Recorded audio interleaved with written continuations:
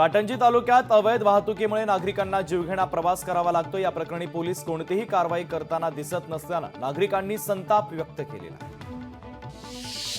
अंबरनाथमध्ये एका भामट्यानं मुलगा आजारी असल्याचा बहाणा करून गाडी भाड्यानं घेतली आणि परस्पर गहाण ठेवल्याचा प्रकार समोर आला। यापूर्वी 3 ते 4 वेळा असेच गुन्हे केल्याचे तपासाअंती उघड झालंय।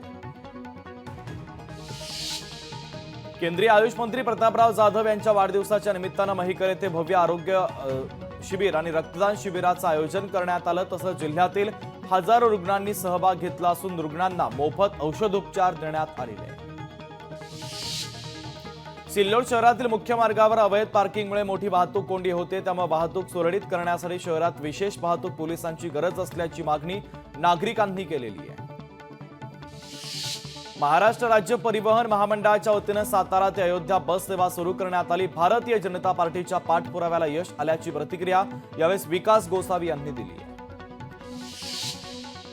परभणीच्या सोनपेठ तालुक्यात रब्बी हंगामातील हरभरा, ज्वारी, गहू यासह अन्य पिकांच्या पेरण्या पूर्ण झाल्यात, तर आतापर्यंत 10,000 पेक्षा जास्त हेक्टरवर शेतकऱ्यांनी पेरण्या पूर्ण केल्याची माहिती तालुका कृषी विभागाने दिलेली आहे। अल्पवयीन मुलाकडून देशी रिव्हॉल्वर, गावठी कट्टा जप्त करण्यात आला। लातूर शहरातील सीताराम नगर परिसरामध्ये ही घटना घडलेली आहे।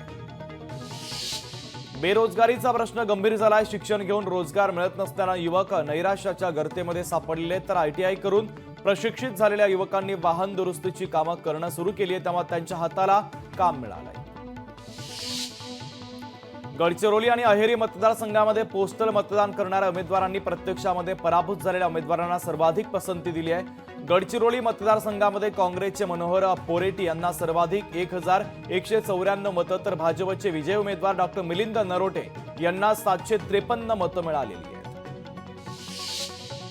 परभणी जिल्ह्यातील गंगाखेड येथे गुटखा विक्री सुरू आहे। पोलिसांनी एका कारवाईत गुटख्यासह 8 लाखांचा मुद्देमाल जप्त केला।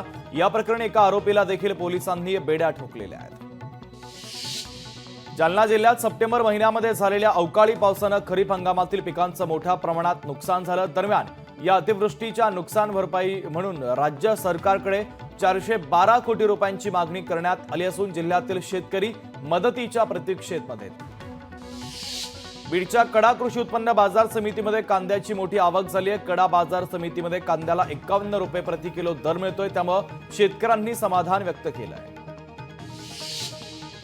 बीड जिल्ह्यात तुरीसाठी पोषक वातावरण असल्याने उत्पादन वाढीची शक्यता वर्तवण्यात आली, तर यंदा जिल्ह्यात तुरीचं पीक चांगलं बहरलं असून त्याची कापणी केली जाणार आहे। वाहतुकीचे नियम डावलून बुलेटला कर्णकर्कश सायलेन्सर लावणाऱ्या वाहनधारकांच्या विरोधात कारवाई करण्यात आली, तर आज सकाळपासून बीड, गेवराई, माजलगाव येथे कारवाई करण्यात आली। यावर आता कारवाई करून पोलिसांनी सायलेन्सर जप्त केले आहेत। लातूर जिल्ह्यातील शिरूर अनंतपाळ तालुक्यातील काही भागात तुरीच्या पिकावर हिरव्या अळीचा प्रादुर्भाव होत असल्याचं दिसून येत आहे।